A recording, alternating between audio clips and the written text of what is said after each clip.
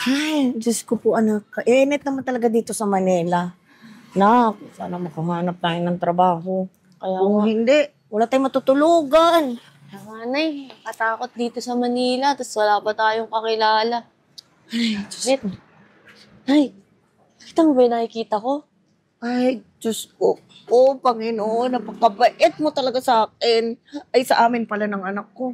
Ito yung pinapadlanganin ko. Ayan na, anak. Kaya nga, Nay, wanted housemate. Tara. Halika, dali. natin. Magkatok ba tayo dito? Magkatok. Tao po. Tao po. Tao, anak pa. Ay, sino po sila? ay, hello po sir, magandang araw po. Nakita po namin tong sign nyo na naghahanap kayo ng katulong. Mag-apply po sana kami ng anak po. Opo. Sige po. Tara po, pasok po tayo. Salamat po sir. Sige po. Sige po, tara po. Salamat po. Daddy and son. Dad, Uy, anak! may nag-a-apply po na housemate po. Ganun ba? Opo. Magandang araw po. Magandang araw din sa inyo. Anong pangalan nyo? At saan kayo nanggaling? Ay, ako po si Lena. Tapos ito naman po yung anak kong si Rosa. Galing po kaming probinsya. Wala ba kayong kamag-anak dito? May dala naman ba kayong mga resume o anumang clearance? Alam nyo na, kailangan lang namin mag-ingat kasi makikitira kayo dito sa bahay namin. Ay, naiintindihan ko naman po. Sir, wala po kaming kamag-anak. Mabubuti po kaming tao. Pero sige po, ito po yung resume namin ng anak ko po. Anak. Sige. Pero ganito na lang ha. Para sigurado tayo, dadaling ko na rin kayo sa barangay para maipablatter ko kayo doon para alam nila meron na kami mga bagong kasambahay dito. Talaga? Tinatakot mo pa sila eh. Mukha naman sila mababait tsaka di makabasig pinggan. Tsaka ang ganda pa ng anak na doon. Ano nga po pala yung pangalan mo ulit? Rosa po, sir. Kasing ganda mo yung pangalan mo, Rosas. Ako pala si Eman. Kamusta po, Sir Eman? Ito naman si Kuyo. Makakita ka ng maganda. Natataranta na naman. Ay, nako. Tumigil na kayong dalawa. Ihatid nyo sila doon sa magiging kwarto nila. At kayong dalawa, bumalik kayo dito para ma-orient ko naman kayo kung ano magiging trabaho nyo dito. Okay? Ay, sige po, sir. Salamat po, sir. Maraming salamat po, sir. Okay. Samahan ko sila, Dad. Sige. Sige po, Dad. Sige, anak. Sige. Sige po. Salamat po. Anak, ang swerte natin, no? May trabaho na tayo. Pero naku, anak, ha? Mag-ingat ka doon kay Sir Eman. Para may gusto sa'yo. Ay, naku, Nay, punta tayo dito sa Manila para magtrabaho, hindi para maghanap ng boyfriend. Ay, mabuti naman, anak. Alam mo kung ano ang gusto mo ba. Saka tatandaan mo yun, ha? Mayaman sila. Tayo mahirap lang. Para bang langit at lupa. Oo, Nay, kaya gusto ko din magtrabaho kasi gusto ko mag-aral para makapagtapos ako ng college. Ay, salamat naman, anak, at gusto mo makatapos. Pero anak, pasensya ka na, ha? Ito lang ang kaya kong ibigay na buhay sa'yo. Wala yun, Nay. Naitaguyod mo nga ako na ikaw lang mag-isa eh. Kaya hindi pwedeng hanggang dito na lang tayo. Ay, maraming salamat, anak. Kaya mahal na mahal kita, eh.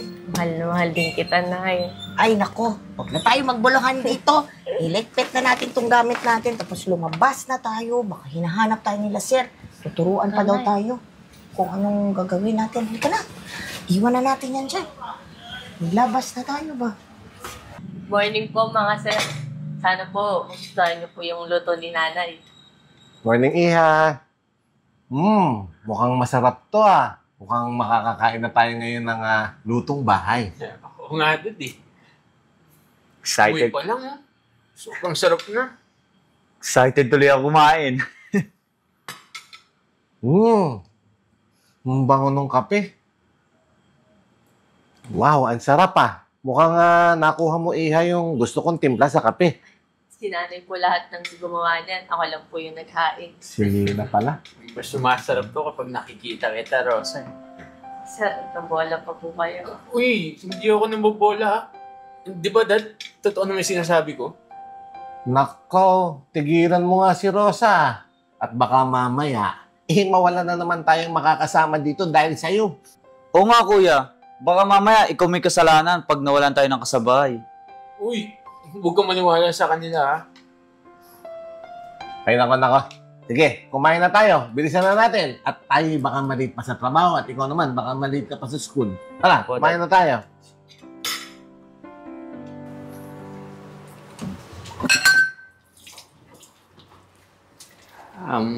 Rosa, may itatanong sana ako sa'yo eh.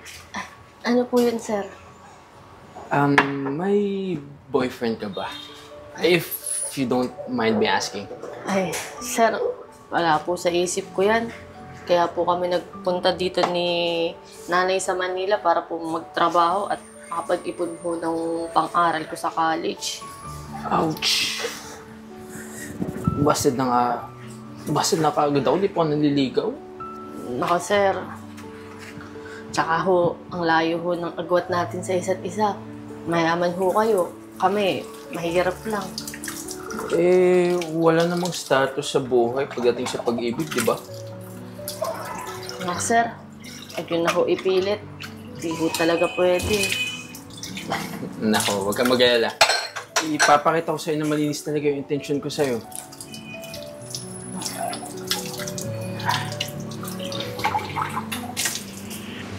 Rosa, ako na dyan. Salamat.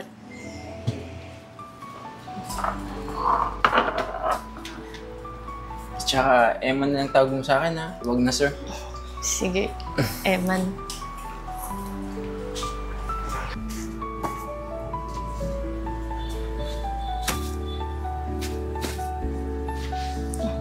Ay. Ako na nandito. Sige.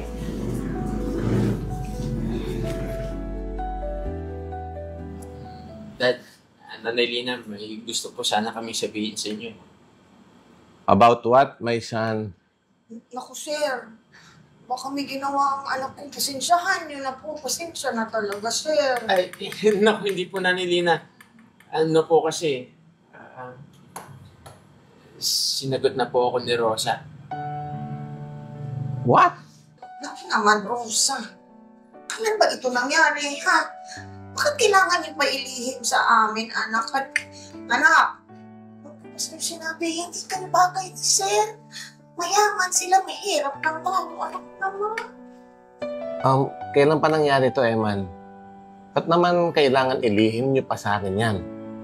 At ikaw naman, Lina, huwag mong gawing balakid yung antas natin sa buhay. Pinalaki ko tong mga anak ko na marunong makisama sa kahit anong klaseng tao. Last week pa po, Dad. Nay, sorry po kung nilihim ko sa inyo. Ang ulit kasi nito na Eman manligaw eh. Tsaka pinaramdam naman niya sa akin na mahal niya talaga ako. Pero anak, hindi naman ako nagagalit sa inyong dalawa. Sana, hindi na kayo naglihim. Saka isa pa, anak, ha? Tama, nag-aaral ka pa. Usapan natin, ha? Mag-i-effort ka ba para sa pag-aaral mo? Ha? Opo, Nay. Huwag po kayong mag-alala. Nako kuya, sana totoo na yan ha. Maganda at mabait. Si Rosa, Ate Rosa pala. Totoo na talaga to, no? Hindi ko na siya papakawalan. O siya. Tanggap ko na kayong dalawa. Pero, pangako niyo sa akin, ikaw, tatapusin mo yung pag-aaral mo, ha? At ikaw naman, Eman, mag-ipon ka para sa kinabukasan ninyong dalawa. Yes, Dad. Promise yan. Promise, ha? Ako din naman, okay na sa akin na kayong dalawa, wala akong magagawa. Nagmamahalan ba kayo? Pero, sir, pangako mo sa akin, ha? Sasaktan ng aking Rosa. Opo naman, Nanay Lina. Kasama po yun sa promise ko. Yan. Okay ka talaga. Pero ikaw, kahit kailan ka, napakabilis mo talaga. Inunahan mo pa ako. Liligawan ko sana to si Rino. Ay sus, Napaka-bulero talaga ni Daddy. Sir, okay na. Silang dalawa na lang. Yung dalawa na. Okay na sila. Masaya na ako na boyfriend ng Rose ako ang anak. Ang anak, okay na yun, sir. Sige. Sige. Oh. Okay na Nanay Lina, no? Okay. Ay, Diyos ko, kabilis naman. Ang galing mo. Ay. Bilis ng kapatid mo, no? Talo tayo. Para sa'yo tayo.